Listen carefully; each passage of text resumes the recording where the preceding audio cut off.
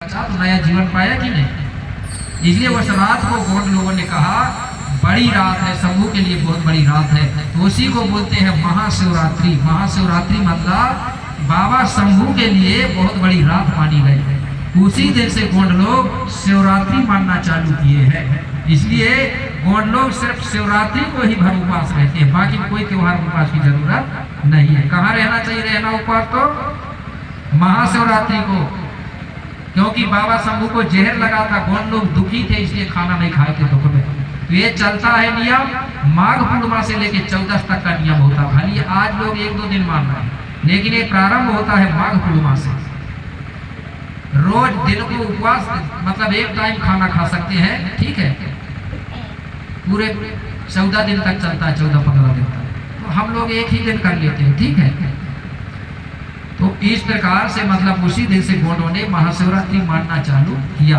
तो जब महाशिवरात्रि मानते हैं तो हमारी संस्कृति में जहर वाली चीज नहीं चढ़ाना चाहिए। हमारे गोंड लोग दूसरे की नकल करके क्या चढ़ा रहे हैं आज बाबा शंभू को? आकाउआ के फूल चढ़ा रहे हैं, कौन बोलते हैं, उसके फूल चढ़ा रहे हैं, जबकि वो जहरीला होता है। कई लोग धतूरा चढ़ा रहे हैं, कई भांग चढ़ा रहे हैं। अगर आप जहरीली चीज चढ़ाओगे तो बाबा शंभू का जहर उतरेगा क्या? और नशा में नशा देते रहोगे, उसको नशा लगा रहेगा। ये जहरीली चीज किसने चढ़ाया था? बाहरी लोगों ने चढ़ाया था। गोंड लोग जब शिवरात्रि मानते हैं तो जहरीली चीज भूमिकाओं ने कभी नहीं चढ़वाया। तो भूमिका बेगा के माध्यम से मानते हैं ना शिवरात्रि, चढ़वाते थे क्या बेगा लोग? भूमिका लोग नहीं चढ़वाते थे जहरीली चीज। वो महुआ के फूल चढ़वाते थे, बेल पत्ती चढ़ाते थे, हल्दी चावल ही चढ़वाते थे। इसलिए आज भी वो लोग क्या कर रहे हैं, बाबा शंभू का नाम बदल करके आज भी उज्जैन में जहर चढ़ाया जा रहा है। चढ़ाया जा रहा है कि नहीं चढ़ाया जा रहा है? नाम बदल दिए सब, दारू चढ़ा रहे हैं रोज लोग। उनका मतलब है कि इनके बाबा शंभू का जहर नशा ना उतरे, क्योंकि नशा अगर उतर जाएगा तो अपनी समाज की रक्षा करने लगेंगे। ये सोच के आज भी वहाँ जहर चढ़ाया जा रहा है, नशा चढ़ाया जा रहा है, और हमारे गोंड लोग भी चढ़ा रहे हैं। तो उसी दिन से शिवरात्रि चालू हुई है। अब इसको वो लोग कैसे बदलने जा रहे हैं? वो कह रहे हैं, वो लोग क्या कर रहे हैं, जिस दिन शिवरात्रि रहती है वो क्या कह रहे हैं, बोले शिवरात्रि दिन तो बोले शंकर जी पार्वती का विवाह हुआ था। और हमारे लोग भी मान रहे हैं शिवरात्रि को विवाह कर रहे हैं लोग, जबकि उस दिन विवाह हुआ ही नहीं है गौड़ी मत के अनुसार। अगर विवाह होता तो कैलेंडर में स्पष्ट लिखा होता शिव पार्वती विवाह, लिखा रहता क्या? ऐसा नहीं लिखा रहता। क्या लिखा रहता? महाशिवरात्रि मतलब शंभू के लिए बहुत बड़ी रात। अब इसको भी बदलने की कोशिश कर रहे हैं वो कि शिव पार्वती बताओ, तो वो लोग बहक जाएंगे, पार्वती शिव का विवाह होता रहे। शिव पार्वती विवाह हुआ ही नहीं है उस दिन। शंभू गौरा का जो विवाह हुआ था मुलाकात, वो दीपावली को हुआ था। कब हुआ था?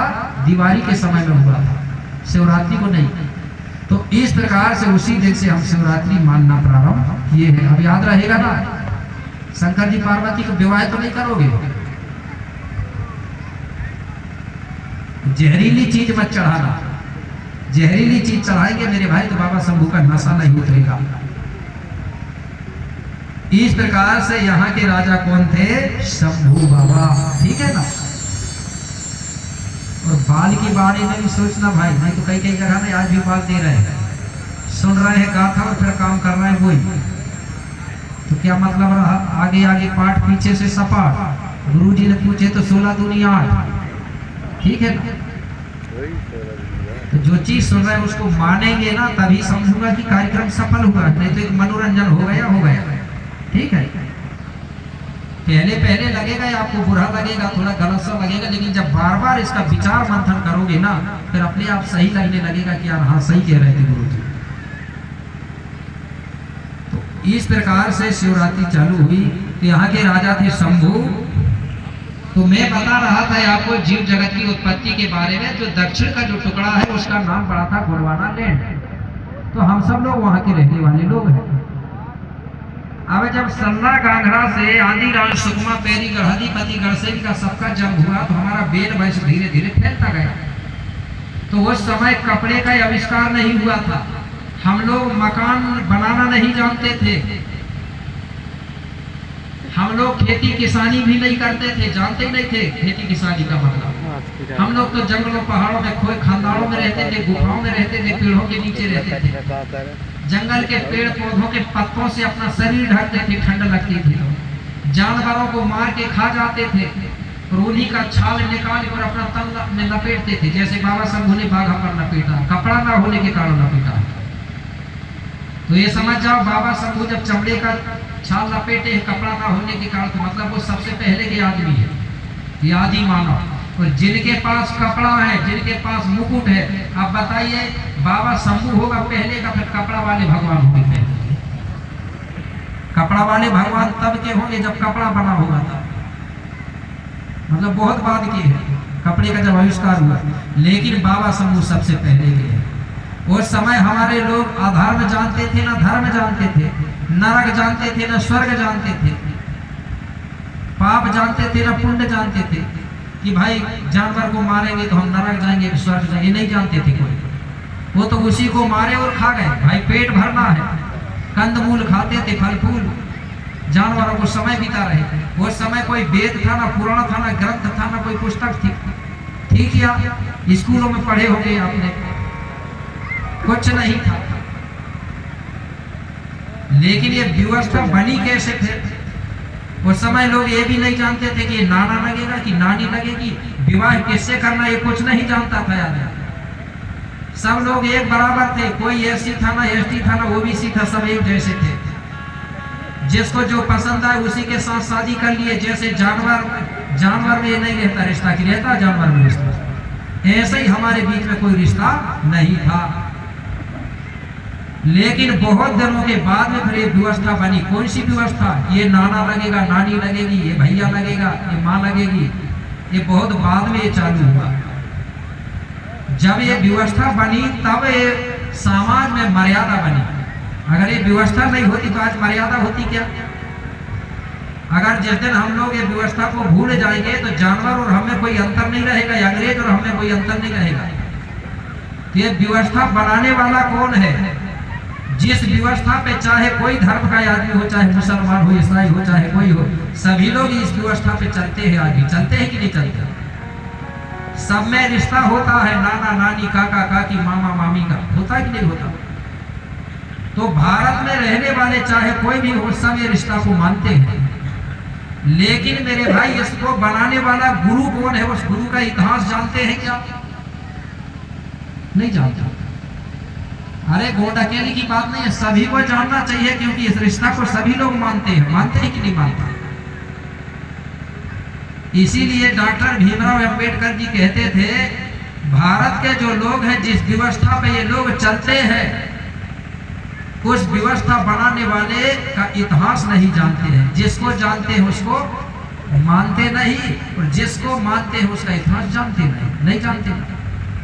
आज हम लोग इस व्यवस्था को मान रहे हैं, लेकिन इसका इतिहास नहीं जानते, और जिस व्यवस्था को नहीं मान रहे हैं उसका इतिहास जान रहे हैं। ये विरोध की बात नहीं। कोई भी गोंड हाथ उठा के बता दे, साल भर में अगर राम के नाम से कोई घर में या गांव में कोई पूजा होती होगी राम के नाम की, तो राम के नाम की पूजा होती क्या गोंडों के घर में? कहीं जिसके घर में भी होती होगी तो उठा दो हाथ। फोटो बस टगे होंगे, फोटो टगे हैं शोभा के लिए, लेकिन कहीं भी पूजा होती नहीं है। होती है क्या? नहीं होती।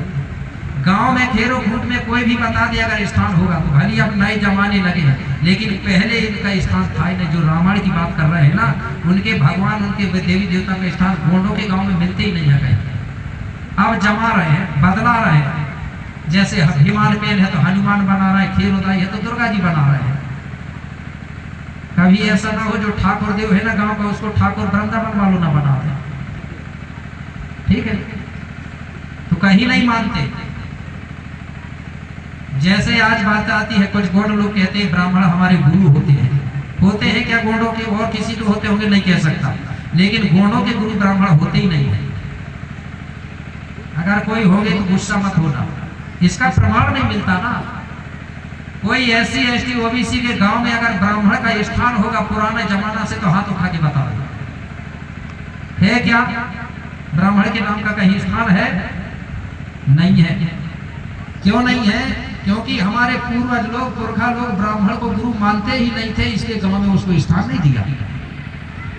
अच्छा ये बताइए SC ST OBC के गांव में भूमका या बेगा का स्थान है क्या? हाथ उठा के बताओ। है ना? क्यों है? क्योंकि हमारे जो लोग थे वो भूमका बेगा को ही गुरु मानते थे, इसलिए उसको उन्होंने अपने गांव में स्थान दिया।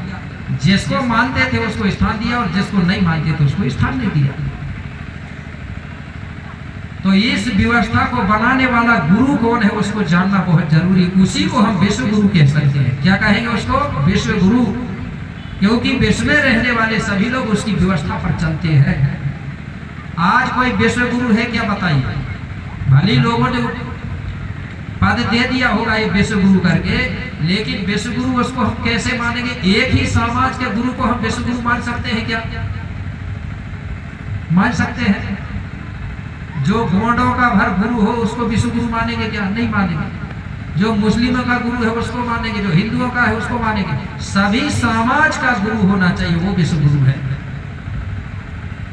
तो मैं उसी गुरु की गाथा आपको आज तो नहीं कल बताऊंगा, जो विश्व गुरु है, जिसकी व्यवस्था पर सभी लोग चलते हैं, नाना नानी का रिश्ता बनाने वाला है। उस गुरु की गाथा आपको कल बताएंगे, क्योंकि समय हो जाएगा। ठीक है। सब्सक्राइब करें हमारे इस चैनल को और दबाएं इस बेल आइकन को, ताकि सबसे पहले पा सकें हमारा अपडेट।